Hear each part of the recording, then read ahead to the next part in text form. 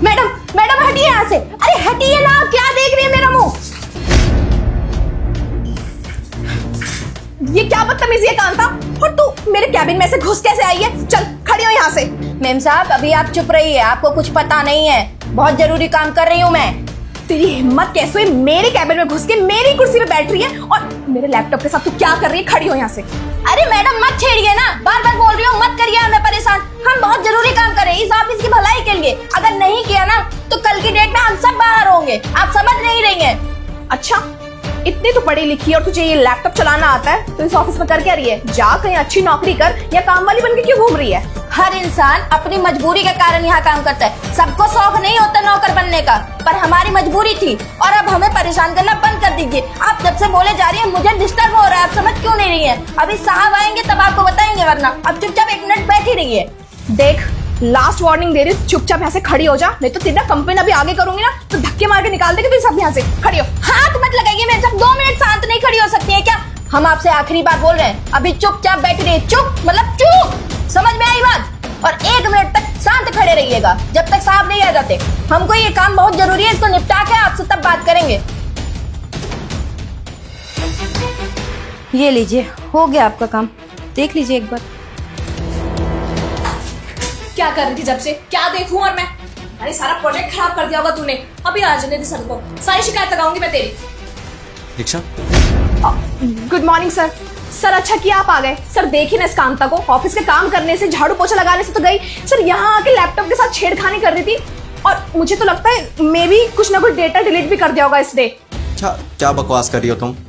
तुम्हारे कैबिन में तुम्हारे चेयर पे आकर के कंपनी में झाड़ू पोछा का काम करने वाली आके बैठ गई और तुम्हारा लैपटॉप चला रही है, और तुमने उसे बोला भी नहीं। खैर ये सब छोड़ो, मुझे ये बताओ जो असाइनमेंट दिया था तुम्हें पूरा करने के लिए, पूरा हो चुका है? सर मैं उसी प्रोजेक्ट को कंप्लीट कर रही थी, सडनली ये आती है और इस चेयर पे बैठ जाती है, पता नहीं लैपटॉप के साथ क्या क्या काम कर रही थी। मैंने सर इसको समझाया कि प्लीज यहाँ से हट जा, पर सर सुनने का नाम ही नहीं ले रही थी ये। दीक्षा, तुम्हारा दिमाग तो सही है ना? क्या बकवास कर रही हो और क्या एक्सक्यूज दे रही हो मुझे? तुम्हें जरा सा भी अंदाजा है कि बाहर क्लाइंट आगे बैठे हुए हैं, और तुम्हें 1 हफ्ते पहले ही मैंने दिया था पूरा करने के लिए, अभी तक ये असाइनमेंट पूरा नहीं हुआ। मैं उन्हें क्या जवाब दूं? मैं उनसे ये बोलूं कि मेरे मैनेजर के पास कंपनी में काम करने वाली, झाड़ू पोछा का काम करने वाली आई और परेशान करी है उसे, इसलिए उसने पूरा नहीं किया, ये बोलूं उनसे? नो सर, सर प्लीज आप मुझे थोड़ा सा और टाइम दीजिए, मैं अभी सब कुछ कर देती हूँ। और कितना टाइम दूं दीक्षा तुम्हें? 1 हफ्ते हो गए, 1 हफ्ते से तुम्हें एक छोटा सा असाइनमेंट पूरा नहीं हुआ। तुम्हें अंदाजा भी है कि इस लापरवाही की वजह से मेरी कंपनी का कितना बड़ा नुकसान होगा। मैं उन क्लाइंट से क्या बोलूं, क्या जवाब दूं उन्हें मैं? साहब आप गुस्सा मत होइए, ये असाइनमेंट पूरा हो चुका है। क्या कह रही हो तुम? असाइनमेंट पूरा हो गया? कैसे पूरा हो जाएगा जब मैंने किया ही नहीं अभी तक? क्या कह रही हो तुम? असाइनमेंट पूरा हो गया? किसने किया है? हमने किया है, आप एक बार देख लीजिए।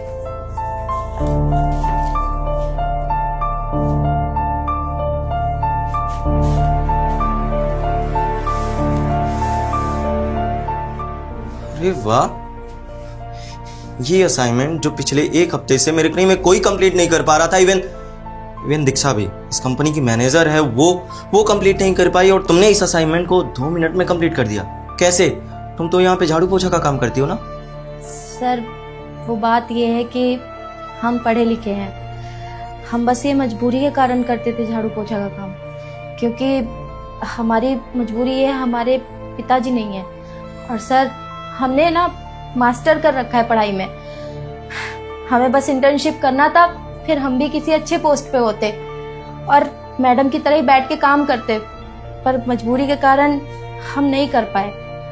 हमारे बाबूजी पीछे नहीं थे ना हमारे, इसीलिए घर की जिम्मेदारी हमारे ऊपर आ गई। अब किसी तरह ये काम करके हम पैसे बटोर लेते, फिर हम कर लेते किसी तरह इंटर्नशिप, फिर इसके बाद में ना साहब हम भी मैडम की तरह काम करते, बस इसीलिए। और साहब हमने आपकी ना क्लाइंट से बात होते हुए सुन ली थी, और जब हमने सुना तो हमें पता चला कि ये काम तो हमारे लिए बाएं हाथ का खेल है, हम इसको पूरा कर सकते हैं। बस इसीलिए मैडम से हमने थोड़ी बदतमीजी करी कि मैडम अपनी सीट छोड़ दें, जिस वजह से ये काम जल्दी कंप्लीट हो जाए, नहीं तो हम सबको नौकरी से बाहर जाना पड़ता और यहाँ से भी काम से हाथ धोना पड़ता मुझे। तो बस इसीलिए हमने ये बदतमीजी करी, हमसे गलती हो गई, हमें माफ कर दीजिएगा। अरे नहीं कांता, तुम्हें माफी मांगने की कोई जरूरत नहीं है। तुम्हें अंदाजा भी है कि जो काम तुमने किया है उसकी वजह से मेरी कंपनी को करोड़ों का फायदा होने वाला है, इवन मुझे ना तुम्हें थैंक यू बोलना चाहिए। आज तुम्हारी वजह से मेरी कंपनी का इतना बड़ा लॉस होने से बच गया है। Thank you. और दीक्षा, मुझे तो लगता है कि कांता की वजह से हमारा इतना बड़ा फ़ायदा हुआ है, तो इसे थैंक यू में कुछ इनाम तो मिलना चाहिए ना।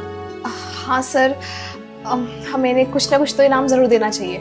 इसलिए कांता, मैंने डिसीजन लिया है कि अब से इस कंपनी में तुम झाड़ू पोछा का काम नहीं करोगी, बल्कि इस कंपनी में तुम इंटर्नशिप करोगी, वो भी दीक्षा के अंदर।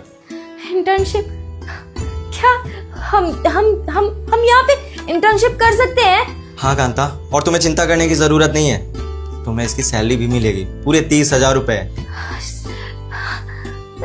हमें पैसे भी मिलेंगे और हम इंटर्नशिप भी कर सकते हैं। साहब, आपका बहुत बहुत शुक्रिया। हम आपको बता नहीं सकते हम कितने खुश हैं इस टाइम पे, क्योंकि हमारे लिए तो ये नामुमकिन के बराबर था।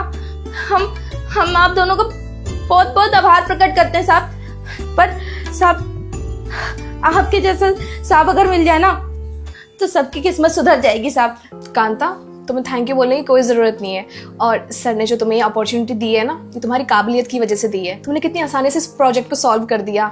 और मैंने अभी तुम्हारे साथ जो बदतमीजी की उसके लिए आई एम रियली सॉरी। मुझे पता नहीं था कि तुम ये सब भी जानती हो करना। मैं तो डर ही गई थी कि कहीं सारा डेटा ना खराब हो जाए। बाकी तुम कल से आ जाओ, मैं तुम्हें सारा काम सिखाती हूँ। अच्छा दीक्षा, मैं मीटिंग हॉल में तुम्हारा वेट कर रहा हूँ, आओ। चलिए सर, मैं आ रही हूँ।